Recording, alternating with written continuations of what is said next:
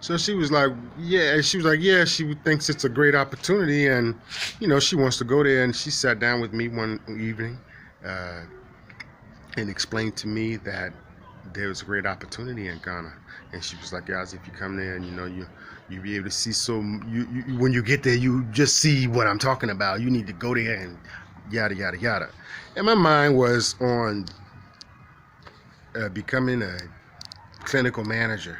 I was in school at St. Leo University. I just got graduated with my health service management degree, and my business. I was so excited for myself, and I was doing well at my job. I was being recognized, and I was on I thought I was on the short list for advancement, and I went to some management training program and I thought I was going whatever. I had a townhouse in Norfolk and Huntersville. I rented that joint out to somebody and took a smaller place. I thought things were going well. And, I was also, I saw myself moving in a direction. Anyway, long story short, I went to visit my friend Sean in Charlotte, North Carolina. And I went also there to a job fair. And I drove. And when I left to come back to Virginia, I got a phone call for a job, and they wanted me to fly out of Norfolk to go for the interview in Massachusetts. So I had to drive back quickly. So I forced myself and got up early and drove, though it had snowed. It had snowed and it was slushy. And I drove my Impala into the guardrail in Salisbury, North Carolina. And my car was, the insurance came and totaled my car, and that was the end of the car for that time. And I had to turn around and buy a bicycle. So I bought a bicycle, and I was riding myself back and forth to everywhere. And so I was at the job. Fortunately, I was hired for the job. I made the interview and was hired for the job, and I was working in dialysis, and I was doing dialysis from my house. So I was doing over the phone. I would say I forget the name of the company, Nextel or something like that, and it was a revolutionary thing. They were doing a waterless dialysis system where you can do it for yourself, and I was doing it over the phone for people, but I guess I wasn't doing it so well because they decided to lay me off.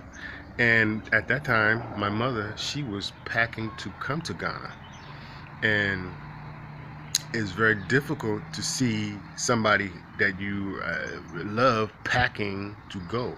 My mother wasn't packing to move from Virginia to New York or Virginia to North Carolina. No, she's moving across the Atlantic Ocean. So, it was a difficult time for me, and I myself didn't want her to, I was in support of her, but I was concerned about her going by herself. So I had a close friend of mine, Derek Hampton. He came by to visit me, and my mother and I, we were sharing a two-story.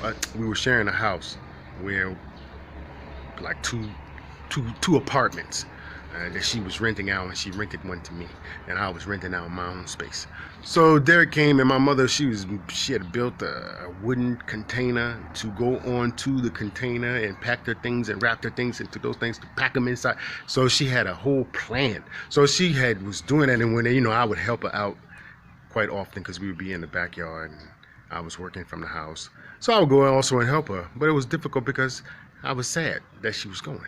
So my man Derek, one day he came there, and he was working for Granger at the time, and he came and he was like, yo, yeah, did you see all that stuff your mother got packed up in there? Man, are you sure you don't want to go with her? And I was like, man, my mother's going to do her thing, and I'm in full support of that. He's like, yo, she got saws, she got chainsaws, she got, and I was like, I just laughed. I said, yeah. I said, well, yeah, I did see some of those things. And my mind, he's like, man, you need to really check yourself and think about, being in support of your mother. So, with that, the way he spoke to me at that time, I didn't see it necessarily in that way. But I would say that's what kind of triggered my mind into thinking maybe I should, think longer about this. And my mother was going with a brother named Shamsuddin. he was also packing his things to go. He's from Atlanta. And he has also he's from New York, moved to Atlanta, and he also have the vision of repatriation to Fihankra. He even has a plot there currently at Fihankra. So he was coming to also build along with my mother, and I had opportunity to sit down with the brother. He's a peer of my mother, age-wise, I think, and you know, he was telling me his experience. He pulled out a little photo. I remember, pulled out a photo. Hey, this is where my plot is, and I mean, it was thick bush. It was like bush. So I was looking at the picture, and I said, "You want to move there?" "Yeah, man. I'm gonna have a garden, and I'm gonna sleep in a tent, and I'm, you know, on my side, I'm gonna do this, that, and the third." And I was like, "Is he serious?" I was like, "This brother, this is Africa. So you trying to tell me you're gonna go there and sleep in a tent on the side of a mountain in this bush?" And I'm looking at it in my mind. I was like, I just thought, man, this is not, I don't know. So I became concerned about my mother's welfare. So I was like, oh, you know, because this brother, he also he told me he's coming to Ghana. I asked specifically, you know, everybody with their own reasons for coming to Africa. And I think when you have been in the United States and you reach some stage in life, I'm talking about a retired person, you know, maybe you when you think of what you want to do with your retirement time, you know, coming to Ghana, maybe you just want to have a permanent vacation. Ain't nothing wrong with that.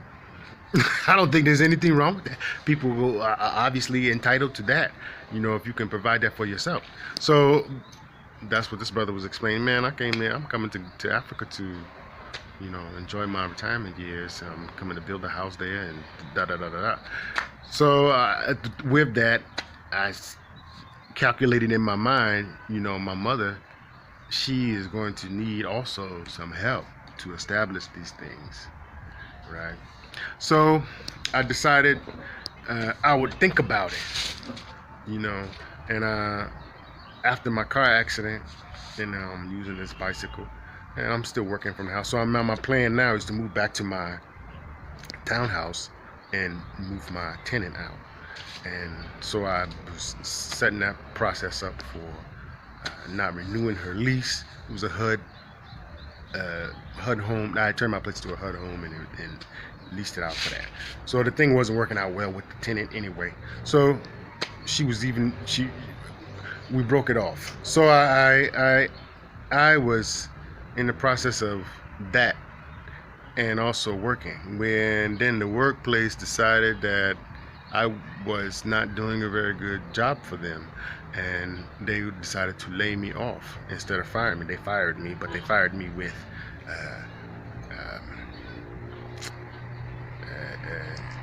not severance pay, but they fired me and told me that I could collect unemployment, and they won't challenge it. And I was like, well, you don't have no reason, you know. So anyway, so they was like, you just filed for it. So I remember I was like, wow, that's crazy. So I was like, I wasn't really prepared for that, though I had a backup job. But I was like, I wasn't really prepared for that. But fortunately, that job was a very good paying job. So with the money, the income that I was making, I began to use that money to pay off my back bills, and I cleared all my debt. You know, I cleared all my debt, my credit cards. Spirit is something. So I cleared all that debt with that time. During that time, it was about 4 months that I was with that company, and I was able to pay off all of that debt. So when they told me that I would get the unemployment, I thought, man, well, I'll be able to earn an income if I'm in Ghana. So I decided, oh, fine. Then I decided I'm going to join you. So that's how I come to Ghana. Then you know, we quickly organized. I had a fire sale of my things. I had a fire sale of all of my worldly possessions, and you know, as my good friend Todd said, the universe bent, and I came to Ghana. I got to come to Ghana.